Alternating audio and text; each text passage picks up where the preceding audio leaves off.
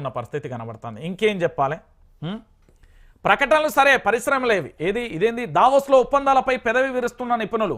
నిరుడు 40,232 కోట్లు పెట్టుబడులు అంటూ ప్రకటన. ఏడాదిలో ఒక్కటి పూర్తికాలో ఒక్క ఉద్యోగము రాలే. తాజాగా 1,78,000 కోట్ల పెట్టుబడులు. కళ్ళు తిరుగుతున్నాయి. రంజిత్ స్టాండర్డ్ ఎందుకంటే మరి 1,78,000 కోట్లని బాధపడకు. ప్రభుత్వ ప్రకటనలపై ప్రజలలో అనుమానాలు. ఇదంతా మీకు చెప్పాలంటే దీనికంటే ముందు ఒక పేపర్ను ఓపెన్ చేయాలి. ఈ పేపర్ అయితే చాలా క్లారిటీగా ఉంటుంది. ఈ పేపరు చాలా క్లారిటీగా చెప్తుంది మీకు. నిన్న ఒక విషయాన్ని చెప్పింది ఈ పేపరు ఒక్కసారి మీరు చూడుర్రి, ఆ తర్వాత చెప్తా. ఎందుకంటే ఈ దావోస్ కథ ఏంది 23 రైట్ ఇగో ఆ 1,20,000 కోట్ల కథ ఏందో చెప్తారు. ఇగో యనుమల రేవంత్ రెడ్డి, మెగా కృష్ణారెడ్డి. మెగా రేవంత్ లాలూచి. దావోస్ వేదికగా 15,000 కోట్ల ఒప్పందాలంటూ హడావిడి. 7,000 ఉద్యోగాల పేరిట సరికొత్త డ్రామా. నల్గొండ జిల్లా వలిగొండలోని కృష్ణారెడ్డి సిఎన్జి కంపెనీలో జీతాలు లేక ఉద్యోగుల వెతలు. బ్లాక్ను వైట్గా మార్చుకునే ఎత్తుగడా. అర్థమైందా? కాళేశ్వరం అవినీతి విచారణలో మెగాకు మినహాయింపు. 90% పనులు ఆ కంపెనీవే. మేడిగడ్డ, సుందిల్లా, అన్నారం బ్యారేజ్లకే విచారణ పరిమితం. 10% పనులు చేసిన నవయుగ ఎల్ఎన్టీ, ఆఫ్ఘాన్స్ కంపెనీలకు నోటీసులు. తెలంగాణ నిధులు కృష్ణారెడ్డి పాలయ్యాయని గతంలో విమర్శించిన రేవంత్.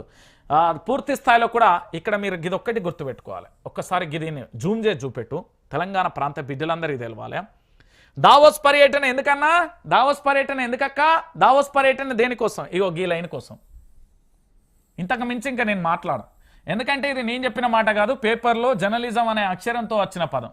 బ్లాక్ను వైట్గా మార్చుకునే ఎత్తుగడ క్లారిటీగా. ఇక ఇప్పుడు చెప్పుర్రి దావోస్. ఏడవే దావోస్ చెప్పలే. 1,78,000 కోట్లు కాదన్నా.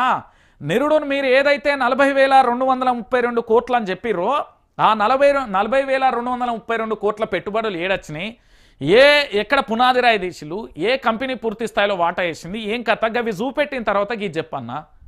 ఎందుకు నేను ఈ మాట చెప్తున్నా అంటే యావత్తు తెలంగాణ సమాజానికి కూడా తెలవాలి. వాస్తవమైన దృశ్య రూపం ఇది వాస్తవమైన కోణం. తెలంగాణ ప్రజలందరికీ కూడా తెలవాల్సిన పరిస్థితి ఉంది. 40,232 కోట్ల పెట్టుబడులు అంటూ ప్రకటనలు చేసిల్లు కదా.